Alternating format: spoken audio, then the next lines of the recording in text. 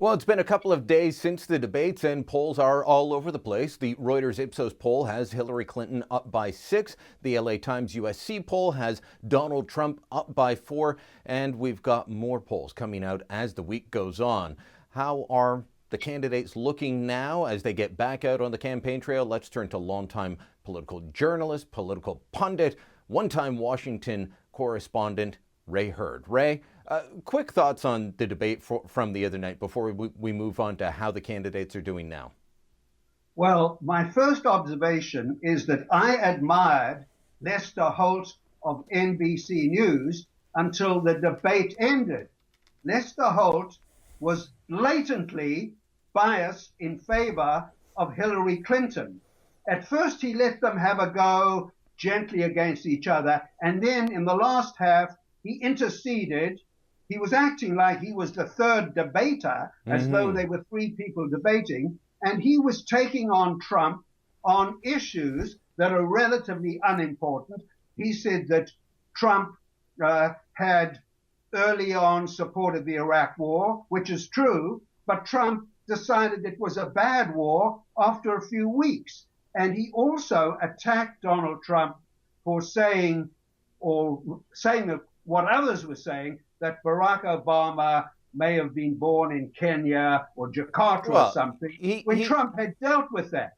He could have also asked Hillary Clinton about the fact that, credible news outlets have come forward and said Sidney Blumenthal raised this first. I mean, nobody's closer to the Clintons than Sidney Blumenthal.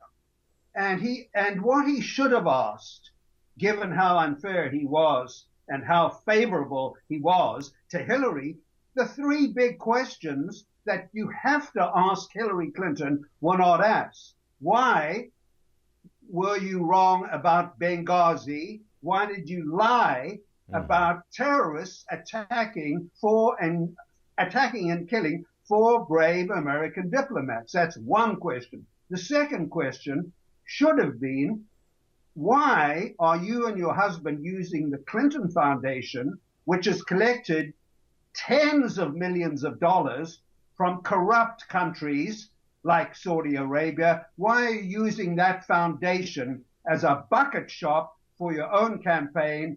And the other one, of course, is Bill Clinton's screwing around, if you'll excuse my French, with a lot of people where there is evidence that Hillary Clinton enabled that. And in the Lewinsky case, the most famous case, she tried to cover the thing up. Why didn't Lester Holt ask those 3 questions? And why didn't Donald Trump, who was stupid for a change, why didn't Trump raise those 3 issues? Well, he did raise the emails, and Lester Holt said, well, I'll ask her about that. And then his big hard-hitting question was to simply say, Secretary Clinton. Let me ask you this. People have said that Trump will raise Bill Clinton's infidelities in the next debate, that he'll go after how she was an enabler. Doesn't that hurt Trump with a lot of voters that might be on the fence? And I've heard it said this will especially hurt him with women. Well, he's already not very popular with women. I don't think it will, because one of the allegations, and there's a witness, there's a victim, is that Bill Clinton raped a woman. So I think this deserves exploring. And don't forget what Hillary did in this debate. She brought up a former Miss Universe from Venezuela as a heroine whom Donald Trump had called Miss Piggy and had criticized for her gaining weight when Trump ran the Miss Universe circus.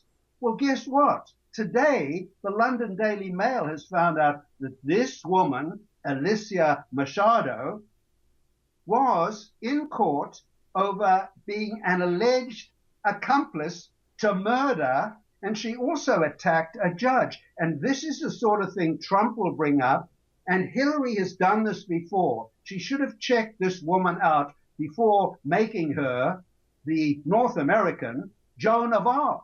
She should have waited and checked. And briefly, Brian, you remember when Hillary got nominated at the convention, she brought forward one of the most despicable human beings I've ever seen, a guy called Khan, whose son tragically was killed in the war against terrorism. And it turned out later that this hero who read the Constitution to Donald Trump on camera was on the payroll of the Clinton Foundation. So there are all these scams. I think one criticism of Donald Trump, Hillary went for the groin when she dealt with him. Why was Donald Trump so deferential? Well, Why did he isn't it the case, Ray, that if a man is aggressive in a debate with a woman, he just ends up looking bad?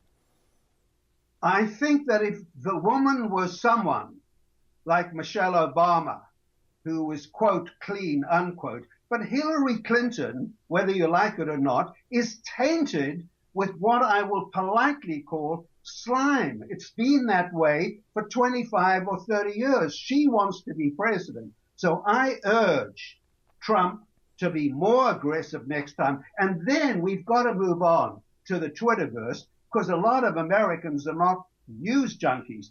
Did you see today the Twitterverse has gone berserk by allegations that Hillary Clinton, based on a CBS News videotape, was wearing a backpack, that she could have had a secret mic stuck deep in her ear or some other part of her body. And also, Brian, Oh, Ray. that maybe she has a body double. Now, you think this is funny. I think it's crazy. Funny, but guess what? It's getting tens of millions of hits because anyone in the Twitterverse we have to exist in, and I enjoy reading these things because I have a sense of humor. I don't think it's true. But they even are speculating that Hillary isn't Hillary. She's a virtual reality creation, like out of a James Cameron movie. You know, there's a Showtime series out right now about this current election campaign, and it's called The Circus. And this is just part of the circus, I suppose. But Brian, don't underrate the importance of all these scandalous rumors in Twitterverse, because that's what most Americans are probably focusing on. Well, that and while Facebook. You and I take the high road on policy and principle. This is about people. And Hillary is a very flawed person, and Donald Trump is a very flawed person. So welcome to the future, Brian, because either way, one of them is going to be the leader of the free world. Let me ask you a quick answer. What does each of them have to do to break through? Because while Reuters has Hillary up, LA Times has Trump up, it's still close. Lots of polls still saying it's within margin of error, close to that. What do they each have to do to win? They both have to do the same thing. Get their core supporters out to vote. And the bigger challenge is for Hillary. If you look at the polls, her support is less firm.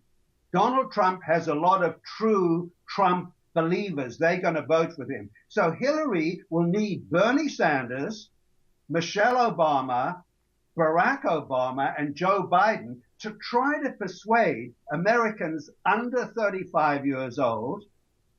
A greater percentage of them are voting for the libertarian candidate at present than for Hillary or Trump. The Democrats have got to find a way to marshal those people to the polls, and that's called a ground game.